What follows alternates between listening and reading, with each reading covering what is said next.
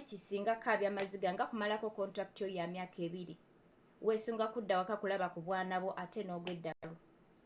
Omukyalo oyo Nabukenya Olivia gemanya ge yamalako contract ye naye mu process y'okuba nti alina okudda eka yabulwa n'ava ku ssimu banne tebaddamu kumuwuliza ne bagezaako okumunoonya era batandika omunoonya mu mwezi gw'okubiri Feb this year we batandika okunoonya omukyalo oyo nga tebakyamulaba ate contract ye nga yaggwako.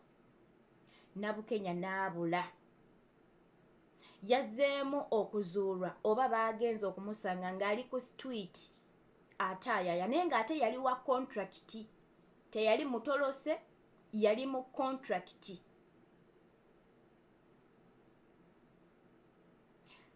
Abantu ba Uganda be bamusuula eddalu be yali asindikira ssente oba mukama we alina kye yakola. Nkyebuuzaamu nange awo nga sikitegeera naye nga ngenda kusaba tambuza video tunoonya famire ya Nabukenya Olivia. Bw'oba omanyi omukyalo ono nga omumanyi tutuukirire. Alijidda ali ku street mukazi wattu ataayaaya. Tetumanyi ku street amazeeko bbanga ki naye nga banne batandika okumunoonya mu Febu. Contract ye kasita yaggwako n'abula n'ava ku ssimu tebaddamu kumuwuliza.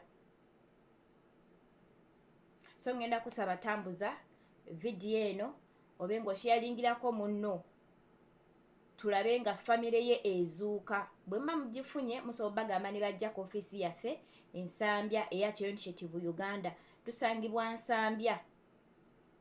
Nsambya ku Crafts Center oba osobola okugamba owa boda oba otuse mu paaka awo ka 200 ka boda oba tomanyi oba bajja kujjako 3 naye nga wa 200 bagambe nti muntwale Nsambya ku Crafts Center oba Nsambya ku Sharing Youth. Bw'otuuka ojja kubanga otukubira ku namba z'amasimu z'olaba ku screen yo awo. Tusobole okulaba nga omukyalo ono ayambibwa okudda ewaka naye nga mwenna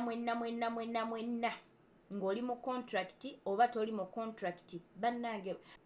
Ebiseera ebisinga ekisuula abantu baneeno eddalu n'owulira nti omwana yagudde eddalu ku airport, omwana yatuuse Uganda mwezi gumu n'afa, omwana yatuuse Uganda weeks 2 n'afa, yabadde amalako contract ye n'afa. Ebiseera ebisinga Omuwarabu si yabasa omuntu oyo. Bibeeramu wano bano babadde asindikira ssente. Wabula abantu betusindikira ssente zaffe. Abantu betusindikira ssente zaffe bamikwano. Ng'omuntu yenna nkuba kye yakusindikira akasente ke. Bambi muwalirire engeri gye bakoleramu. Balya bubi, basula bubi, bakola nnyo ne waaba alwadde tafuna treatment.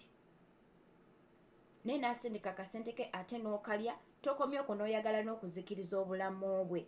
Bannange ebintu bino mujja kuba nti mubisasulira. Napaati gye njagala ennyo mu Bayibuli egamba nti bajjajjaffe bayonoona naye tebaliiwo. Ffe twetisse okwonoona kwabwe.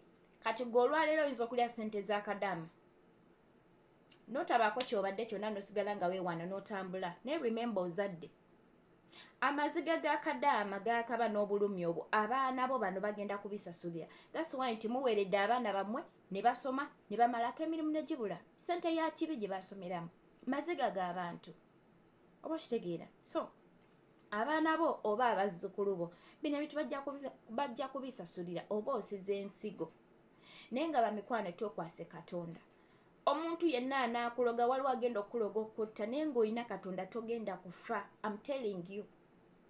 So bambi kale tutambuze video eno kyembasaba bwe gwe wanga gwe mulundi gwo ogusoose bambi nkusaba ate obe nga osubscribingako osobola okukoonako ko kadde nti buli video gye mantaddeyo oba ogenda kugifuna mangu.